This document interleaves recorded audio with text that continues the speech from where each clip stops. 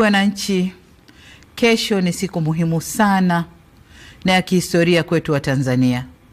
Tunaadhimisha miaka 61 tangu waasisi wa taifa letu Mwalimu Julius Nyerere na Sheikh Abeid Amani Karume walipofanya kitendo cha kishujaa cha kuunganisha nchi zetu mbili na kuunda Jamhuri ya Muungano wa Tanzania.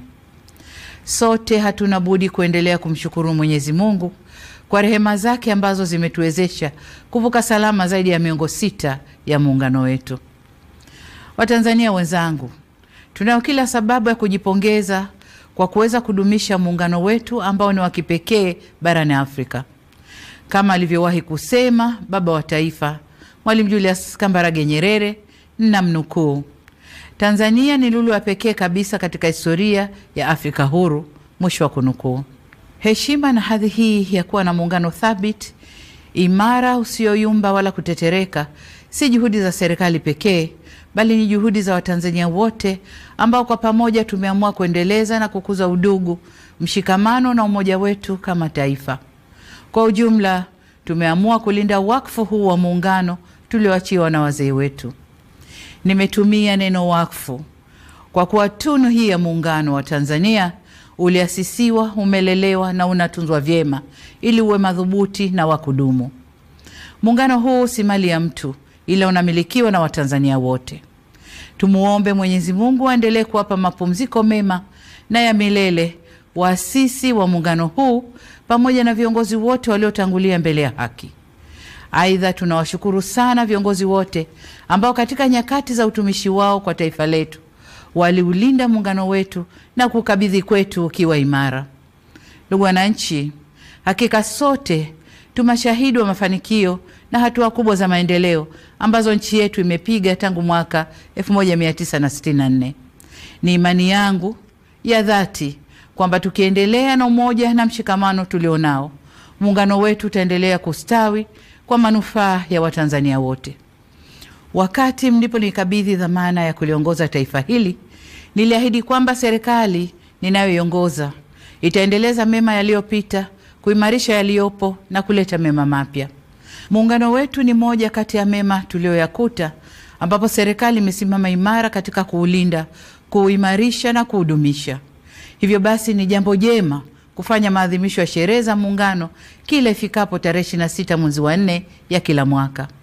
Hata hivyo, kwa mwaka huu maadhimisho yatafanyika katika mikoa yote ya Tanzania na viongozi mbalimbali wa serikali wataungana na wananchi katika shughuli za uzinduzi wa miradi ya maendeleo. Pamoja na hayo, yamefanyika makongamano, michezo mbalimbali na shughuli za kitamaduni nchi nzima. Kwa kuwa mwaka huu ni mwaka wa uchaguzi mkuu nchini kwetu, serikali imeamua kuyapa maadhimisho haya kauli mbiu isemayo miaka 61 ya Jamhuri ya Muungano wa Tanzania. Muungano wetu ni dhamana, heshima na tunu ya taifa. Shiriki uchaguzi mkuu wa mwaka 2025. Katika ngazi ya kitaifa, kesho tarehe 26, kwa niaba ya serikali na wananchi kwa ujumla, nitatunuku nishani za muungano kwa Watanzania wenzetu kama ishara ya kutambua utumishi na mchango wao katika ujenzi wa taifa letu na katika kudumisha muungano wetu. Ndugu wananchi, ndani ya kipindi cha miaka 61 ya muungano wetu, serikali zetu ya Jamhuri ya Muungano wa Tanzania na Serikali ya Mapinduzi Zanzibar zimeendelea kushirikiana kwa karibu, kubadilishana uzoefu na kusaidiana kwa dhati. Ushirikiano huu umechochea kasi ya maendeleo ya kiuchumi, kisiasa, kijamii na kidiplomasia. Tumeweza kuimarisha amani na mshikamano wa kitaifa. Kuwepo kwa mafanikio hayo haina maana kwamba hatuna changamoto. La muhimu ni kwamba tumejiwekea mfumo mzuri wa kutatua changamoto zinapojitokeza. Hapa nataka niipongeze ofisi ya Makamu wa Rais kwa kusimamia vyema masuala ya muungano.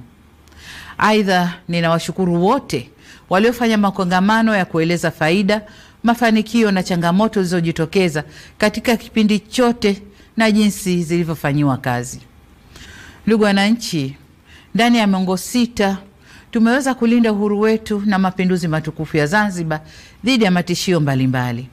Aidha, Tanzania imeendelea kushuhudia mabadiliko ya uongozi kidemokrasia, ambapo kila baada ya miaka 5 hufanyika uchaguzi wa viongozi wa kitaifa na wa serikali za mitaa.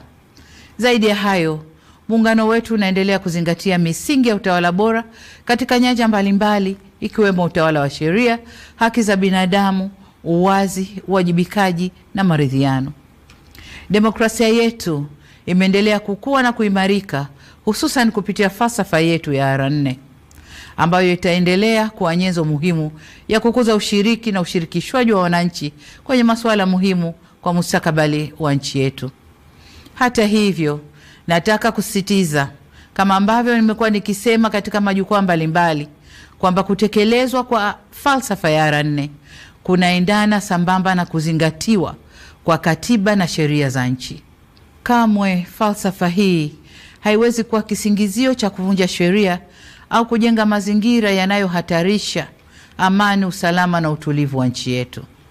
Dola ya Jamhuri ya Muungano wa Tanzania inasimamiwa na mihimili mitatu ambayo ni serikali, bunge na mahakama.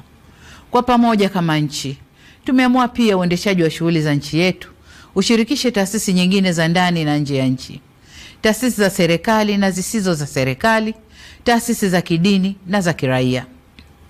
Shughuli zote zinazofanywa na taasisi hizi zinaongozwa kwa mujibu wa Katiba ya Jamhuri ya Muungano wa Tanzania, Katiba ya Zanzibar, sheria na kanuni zinazotungwa na miongozo na makubaliano mbalimbali ya kitaifa na kimataifa. Nyenzo hizi nilizozitaja zimeeleza masharti na mipaka ya kazi kwa taasisi mbalimbali zinazofanya shughuli zake hapa nchini. Ili kuiwezesha serikali kuendelea kulinda haki za kiraia ikiwemo haki ya kujieleza na kutoa maoni, ni vyema sote tusivuke nje ya mipaka yetu. Tusisahau kwamba mfumo wa dola yetu ni kuongozana, kusimamiana na kuwajibishana. Ndugu wananchi, mwaka wa 61 wa muungano wetu umeangukia kwenye mwaka tunaokabiliwa na jambo kubwa la kidemokrasia nchini.